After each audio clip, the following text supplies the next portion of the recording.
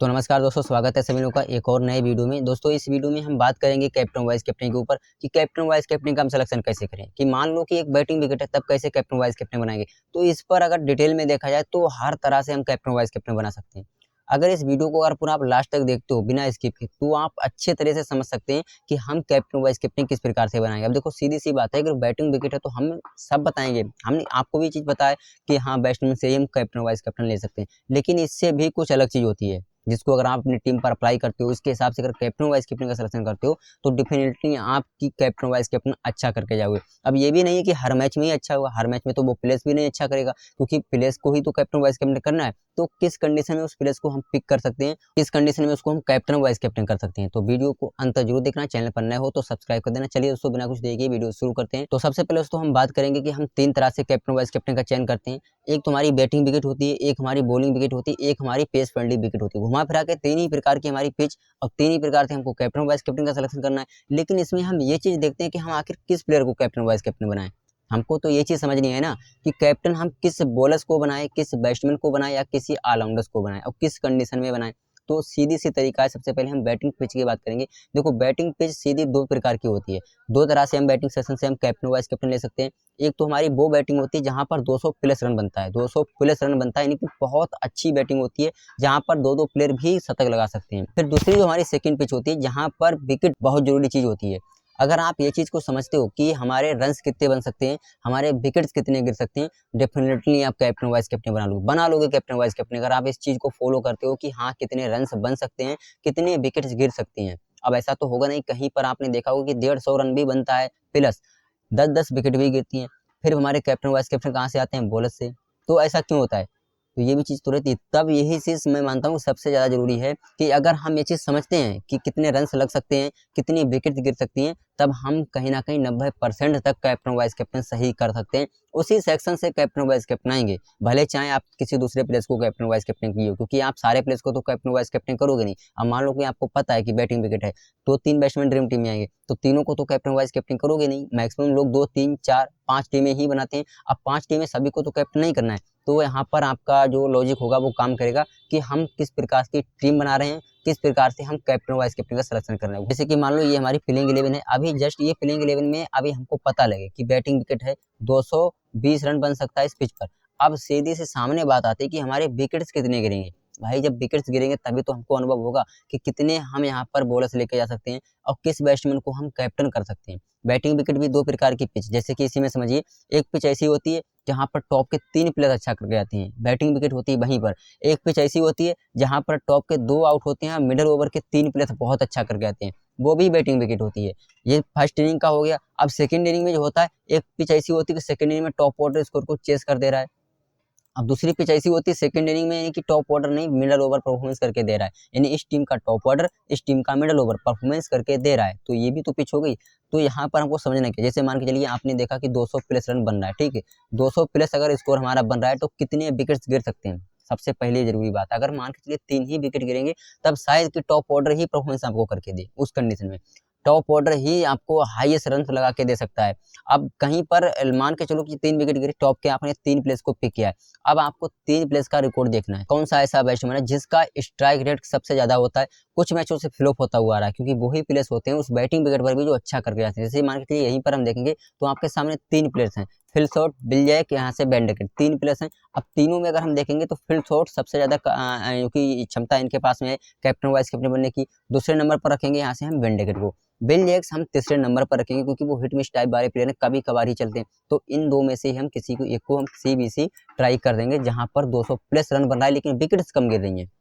सीधी सी बात है, आपको यहीं से कैप्टन वाइस कैप्टन लेना है। अब यहाँ पर आप ये देख सकते हो कि इसका एवरेज कितना है, इस कितने एवरेज से इस टीम के सामने खेलता है, फर्स्ट इनिंग में स्कोर इसका कैसा रहता है, सेकंड इनिंग में स्कोर कैसा रहता है। उस हिसाब से जैसे माने कोई प्लेयर है वो फर्स्ट इनिंग में ज्यादा अच्छा करता है, कोई प्लेयर है वो सेकंड इनिंग में ज्यादा अच्छा करता है, तो उस हिसाब से भी आप समझ सकते हैं कि हम इस प्लेयर को फर्स्ट इनिंग में और इस प्लेयर को हम सेकंड इनिंग में कैप्टन कर सकते हैं। अब जब मान के चलो यहीं पर पता लगे कि हाँ 200 रन बनेगा, ठीक है, या 170 रन प्लस बनेगा, 170 रन प्लस बनेगा, लेकिन विकेट हमारी 7 गिरने वाली है, 7 विकेट गिरने वाली है, तो उस कंडीशन में हो सकता है कि टॉप ऑर्डर फ्लॉप हो जाए, मिडल ओवर के बल्लेबाज बहुत अच्छा परफॉर्मेंस करके दें, तो वहाँ पर आपके पास में बिल एक मस्त है जिसको आप कैप्टन वाइस कैप्टन करके चल सकते हो, क्योंकि स्पेशली मिडल ओवर जब टॉप ऑर्डर फ्लॉप होगा तब ये प्लेयर आराम से खेल सकता है। दूसरा आपके पास में होगा हैरी ब्रूक, जिसको आप कैप्टन वाइस कैप्टन कर सकते हो। इतने तक ही जाना है, 4 नंबर से नीचे तक शायद मुझे नहीं लगता कि कैप्टन वाइस कैप्टन लेना चाहिए इस पिच पर, जहाँ पर 170 180 प्लस स्कोर बने, क्योंकि टॉप के 4 प्लेयर ही होंगे जहाँ से हमें कैप्टन वाइस कैप्टन मिल जाते हैं इस सिचुएशन में भी। अब हमारे टॉप के 2 में से एक को हमने कैप्टन कर दिया। अब जब टीम चेस करने आती है तो कितने विकेट से स्कोर चेस कर रही है, जैसे मान के चलो इन्होंने 170 बनाया। अब जब सामने वाली टीम चेस करने आई, क्या पावर प्ले में वहाँ पर मूवमेंट मिल रहा है? अगर पावर प्ले में मूवमेंट मिल रहा है तो हो सकता है कि पावर प्ले में मतलब ये 2 ओपनर शायद उतने अच्छे रन्स ना लगा पाएँ। ड्रीम टीम में तो आएँगे, ऑब्वियसली बात, क्योंकि बैटिंग विकेट 30-40 रन 50 रन तो आराम से करके आएँगे, लेकिन शायद कैप्टन वाइस कैप्टन ना बने। तो उस टाइम पर आपके पास होगा मिडल ओवर का बल्लेबाज जो आपको अच्छा स्कोर करके देने की, मान लो चलो कि 4 से 5 विकेट गिर सकते हैं सेकंड इनिंग में, 4 से 5 विकेट गिरेंगे, स्कोर चेस हो जाएगा। उस कंडीशन में अगर यहीं पर पता लगे कि 1 से 2 विकेट गिर सकते हैं या 2 से हमारे 3 ही विकेट गिर सकते हैं, तब उस कंडीशन में आपके पास में जो प्लेयर्स होंगे, आप यहाँ से मिचेल मार्श, मैथ्यू शॉट हो सके या यहाँ से स्टीवन स्मिथ, इनके साथ में आप टॉप 3 में से किसी को कैप्टन वाइस कैप्टन ट्राई कर सकते हो चेस करते समय। इसका भी एवरेज देखना है कि फर्स्ट इनिंग में अच्छा खेलता है या सेकंड इनिंग में अच्छा खेलता है। तो अगर हम इस चीज़ को समझते हैं कि कितने रन बन सकते हैं और कितने विकेट गिर सकते हैं, तो उस हिसाब से हम कैप्टन वाइस कैप्टन का सिलेक्शन बैटिंग सेशन से बहुत आराम से कर सकते हैं। इसी प्रकार से हम समझेंगे कि एक बॉलिंग विकेट है तो वहां पर हम कैप्टन वाइस कैप्टन कैसे चुनेंगे, क्योंकि बैटिंग सेशन तो हमारे पास में 2 ही प्लेयर हैं, अब बॉलर्स तो 4 हैं उस टीम के पास में। अब मान के चलिए टॉप के आपके पास में 5 बॉलर्स हैं, किसको कैप्टन बनाओगे? तो 5 में आपके पास में 2 तो स्पिनर्स होंगे जिसको आप साइड में हटा सकते हो कि इनको हमें लेना ही नहीं है, स्पेशली हमें पेसर्स को लेना है।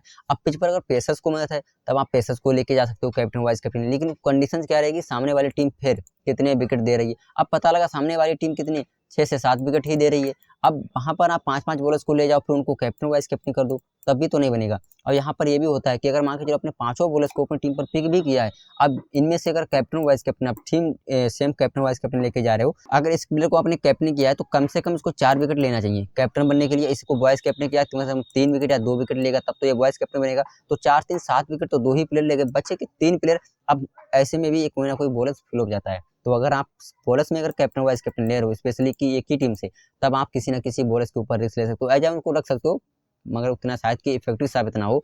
तो अब यहाँ पर आपको ये करना है कि ये देखना कि शायद थोड़ा जो स्कोर बनता है, क्योंकि यहाँ पर 130 स्कोर ही बन पाएगा जहाँ पर टीम के 10-10 विकेट गिरेंगे। तो उस सिचुएशन में आपको क्या करना है, तब इन कंडीशन में आप इन बॉलर्स को सभी को पिक कर सकते हो। अब ये चीज़ थोड़ी और नोटिस कर सकते हो, यहाँ पर हम जब पिच रिपोर्ट देखते हैं वहाँ से हमें ये पता लगता है कि right arm fast medium bowlers को सबसे ज़्यादा विकेट मिल रही है राइट आर्म फास्ट को। जिस हिसाब से अगर राइट आर्म फास्ट बॉलर्स को अगर विकेट मिल रही तो 2 ही बॉलर्स होंगे राइट आर्म फास्ट। अब यहाँ से या तो आप यहाँ से इस प्लेयर को कैप्टन वाइस कैप्टन कर सकते हो, अगर पावर प्ले में ज़्यादा मूवमेंट मिल रही है तब आप यहाँ से पावर प्ले के गेंदबाज को कैप्टन वाइस कैप्टन करके चल सकते हो सिचुएशन में।